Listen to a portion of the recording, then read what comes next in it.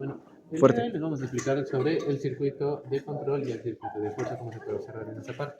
Primeramente, yendo con el circuito de control, vamos a utilizar la línea neutra. Primeramente la línea a donde va a ir, pero primeramente al pulsador normalmente cerrado, el cual en este caso es S2. Después su salida va a estar yendo como en tipo puente, primeramente porque va a ir al pulsador normalmente abierto, que es el S1, y también va a ir en puente con el con el contacto normalmente abierto del K1. Después de ahí, la salida del pulsador normalmente abierto, ¿dónde va? Este va a ir primeramente la salida al A1, pero este también igualmente va a ser un tipo de puente con la salida del contacto normalmente abierto del K1. Bueno, bien, terminando con la primera parte, se puede decir, sí, habiendo esta, vamos a ir con la segunda parte.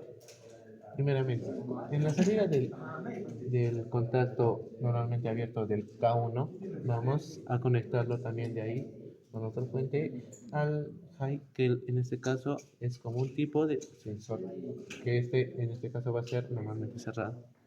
De ahí la salida va a ir como puente también. Primeramente va a ir al low, que es, en este caso también es como otro tipo de sensor, pero normalmente es abierto. También va a ir en puente, como les indiqué, con el contacto normalmente abierto del K1M.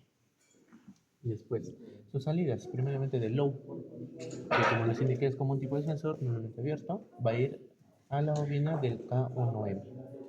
También, obviamente, el contacto normalmente abierto del K1M también va a ir de frente a la entrada de la bobina del K1M.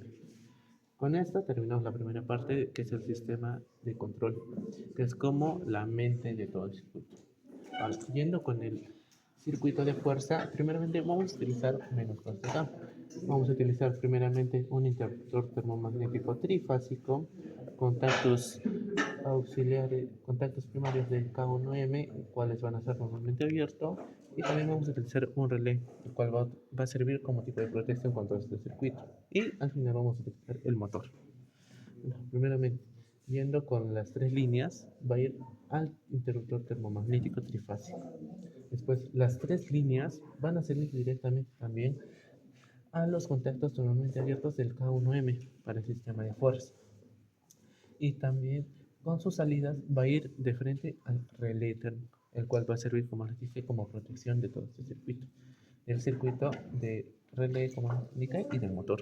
Después, sus salidas de relé va a ir de frente al motor, lo cual con eso terminaríamos todo el circuito de fuerza, ya que al accionar y encender todo, vamos que accionando el S1 o en el pulsador manualmente abierto, va a encender nuestro K1, indicándonos que nuestro circuito funciona. Y para que empiece a funcionar todo nuestro motor, tendríamos que accionar nuestro sensor normalmente abierto, el cual al accionarlo va a empezar a funcionar la bobina del K1M, lo cual va a cerrar, va a enclavar aquí y con esto va a cerrar sus circuitos de K1M, lo cual va a hacer que todo esto funcione. Si deseamos desactivar todo este circuito, simplemente vamos a necesitar que, en este caso el high, que es el sensor normalmente cerrado, lo accionemos, el cual va a abrirse directamente y va a abrir este circuito de acá, el cual es el que autoenclavaba a la bobina del cable, lo cual ya no va a funcionar y todo esto va a dejar de funcionar. Esa sería toda la explicación. Gracias.